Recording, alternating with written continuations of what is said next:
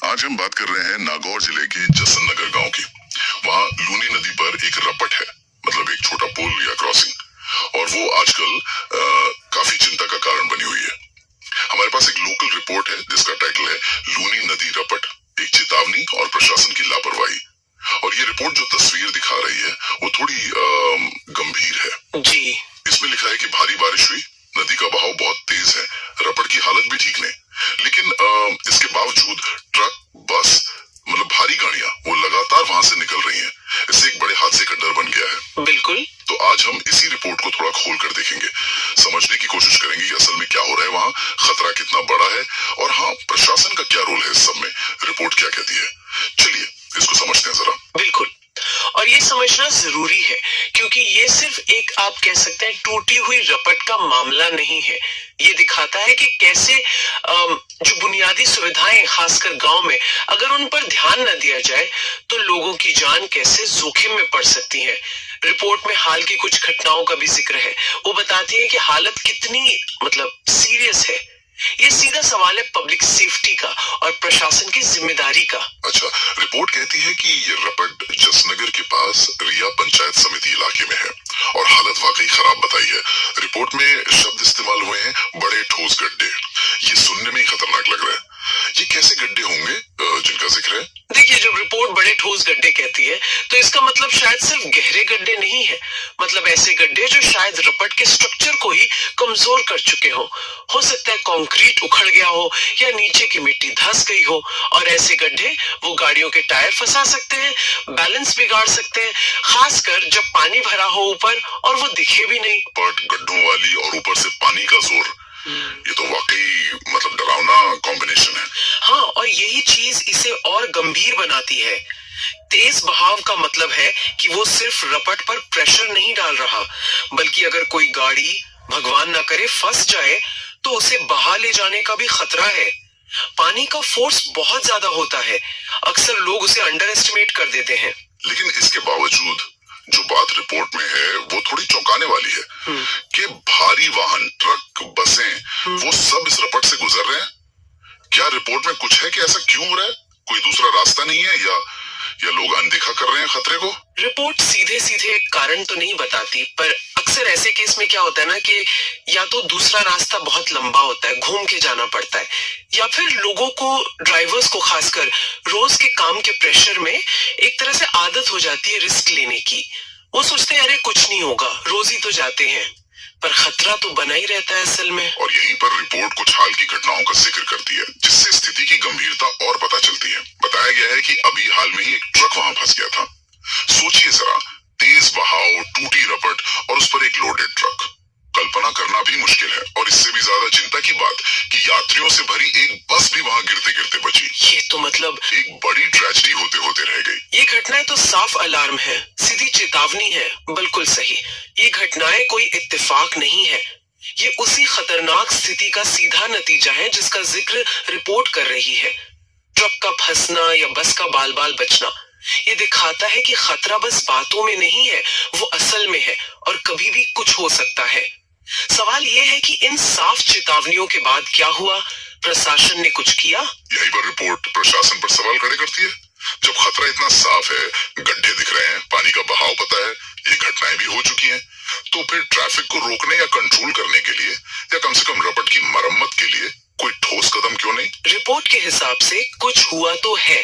उसमें एक सरकारी टीम का जिक्र है, RSRDC टीम कहा गया है। अब ये रीजनल सेफ्टी और डिजास्टर कंट्रोल टीम है या कोई और लोकल इंजीनियरिंग विंग, ये रिपोर्ट में क्लियर नहीं है। पर जो जरूरी बात है वो ये कि इस टीम ने जो भी किया उसे रिपोर्ट ने साफ साफ खाना पूर्ति कहा है। खाना पूर्ति मतलब सिर्फ दिखावे का काम, जैसे लीपा पोती कर दी हो। हाँ बिल्कुल, आप सही समझ रहे हैं। इसका मतलब है कि शायद ऊपर ऊपर से गड्ढों को भर दिया हो या कोई टेम्परेरी पैच वर्क कर दिया हो जो असल प्रॉब्लम को सॉल्व नहीं करता। जो असली मरम्मत चाहिए, जिसमें शायद स्ट्रक्चर को मजबूत करना पड़े, वो नहीं की गई। और ऐसी खाना पूर्ति तो अक्सर पहली बारिश में ही या कुछ भारी गाड़ियों के निकलने से ही खत्म हो जाती है। अगर हम इसे थोड़ा बड़े पर्सपेक्टिव से देखें तो ये क्या दिखाता है, मतलब ये किस तरफ इशारा है? ये देखिए, सीधे सीधे प्रशासनिक लापरवाही या कह सकते हैं उदासीनता की ओर इशारा करता है।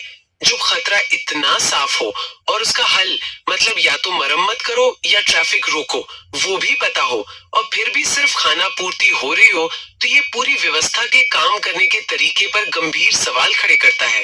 ये गड्ढे, ये तेज बहाव और ये लगातार गुजरते भारी वाहन, ये कॉम्बिनेशन किसी भी वक्त एक बड़ी दुर्घटना को न्योता दे रहा है। रिपोर्ट में एक और बात है जो ध्यान खींचती है और थोड़ी अजीब भी है। स्थानीय बच्चों की बहादुरी का जिक्र है, बालकों की बहादुरी शब्द इस्तेमाल किया है। रिपोर्ट कहती है कि इन बच्चों ने वहां खड़े रहकर कई यात्रियों की जान बचाई है।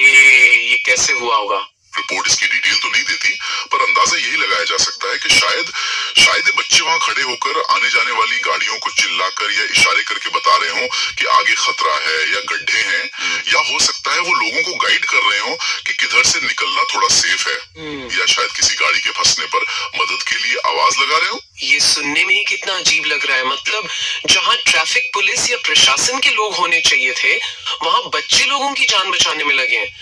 ये तो प्रशासन की गैर मौजूदगी या उनकी निष्क्रियता का जीता जागता सबूत लगता है। निश्चित रूप से ये स्थिति एक तरफ तो देखिए नागरिक समाज की भूमिका दिखाती है, पर साथ ही ये प्रशासन की विफलता को भी साफ उजागर करती है। बच्चों का ऐसा करना तारीफ के काबिल है, पर ये उनकी जिम्मेदारी तो नहीं थी। ये दिखाता है कि ग्राउंड लेवल पर निगरानी और सुरक्षा का इंतजाम कितना कमजोर है। इस पूरे मामले को लोगों तक पहुंचाने में मीडिया का भी रोल रहा है। रिपोर्ट में एक स्थानीय पत्रकार हैं, राजाराम पटेल, उनका जिक्र है। बताया है कि उन्होंने इस पूरी घटना को कैमरे में रिकॉर्ड किया और फेसबुक पर लाइव भी किया। हाँ, और ये आज के जमाने में सिटीजन जर्नलिज्म और सोशल मीडिया की ताकत का एक उदाहरण है। जब पारंपरिक तरीके या सरकारी प्रक्रियाएं धीमी पड़ जाती हैं, तो इस तरह की कोशिशें जानकारी को तेजी से फैला सकती हैं और अधिकारियों पर एक्शन लेने का दबाव भी बना सकती हैं। पटेल का लाइव करने का मकसद शायद यही रहा होगा कि स्थिति की गंभीरता ज्यादा से ज्यादा लोगों तक पहुंचे और जिम्मेदार अधिकारियों तक भी। लेकिन यहाँ एक और चिंता की बात सामने आ रही है।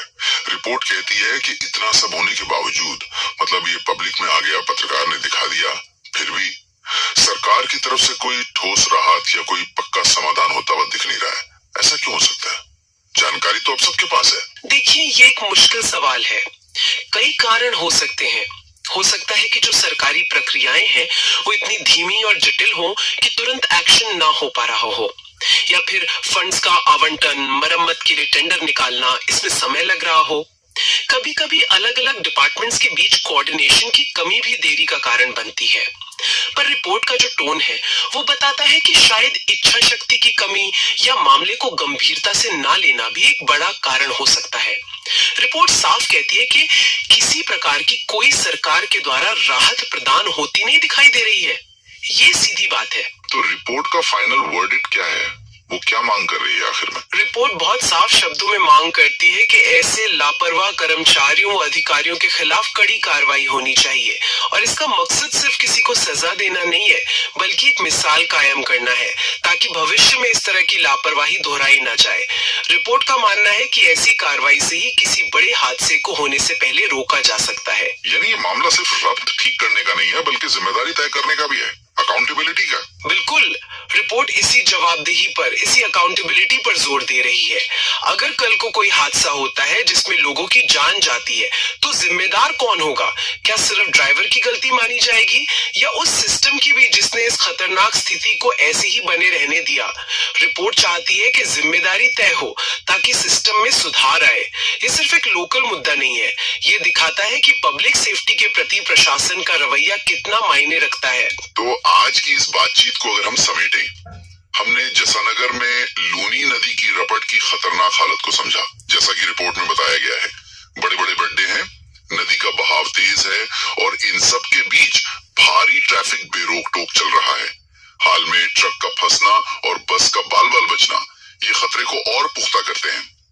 हमने ये भी देखा कि रिपोर्ट प्रशासन पर सिर्फ खाना पूर्ति करने का आरोप लगा रही है, असली मरम्मत न करने का।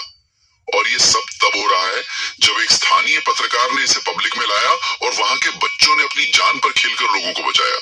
हाँ, ये पूरी कहानी हमें कई अहम बातें सिखाती हैं।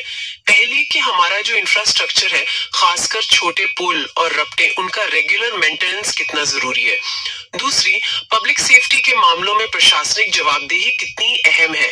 सिर्फ नियम बना देना काफी नहीं, उनको लागू करना, निगरानी रखना भी जरूरी है। और तीसरी, ये नागरिक सतर्कता और मीडिया के रोल को भी हाईलाइट करती है कि कैसे वो सोए हुए प्रशासन को जगा सकते हैं। रिपोर्ट का टाइटल इसे चेतावनी कहता है और ये वाकई एक चेतावनी है, न सिर्फ वहां के लोगों और प्रशासन के लिए, बल्कि शायद एक बड़े सिस्टम के लिए भी, कि इस तरह की स्थितियों को नजरअंदाज करने के नतीजे कितने गंभीर हो सकते हैं। ये दिखाता है कि कैसे एक छोटी सी दिखने वाली लापरवाही एक बड़े हादसे का रूप ले सकती है। और आखिर में एक सवाल हम सबके सोचने के लिए छोड़ जाते हैं। सोचने वाली बात यह है कि जब खतरा इतना साफ हो, आंखों के सामने हो, और उसका हल जैसे मरम्मत करना या ट्रैफिक रोकना वो भी मुश्किल ना लगे, तब भी हमारे सिस्टम को, हमारी व्यवस्था को एक निर्णायक कदम उठाने में इतनी देर क्यों लग जाती है? क्या ये सिर्फ पैसे की कमी है, या प्रोसेस की जटिलता है, या फिर कहीं ना कहीं संवेदनशीलता और इच्छा शक्ति की कमी है? ये सवाल सिर्फ जसनगर की इस रपट तक ही सीमित नहीं है, बल्कि शायद हमें अपने आसपास की कई और ऐसी अनदेखी की गई जरूरतों पर सोचने को मजबूर करता है।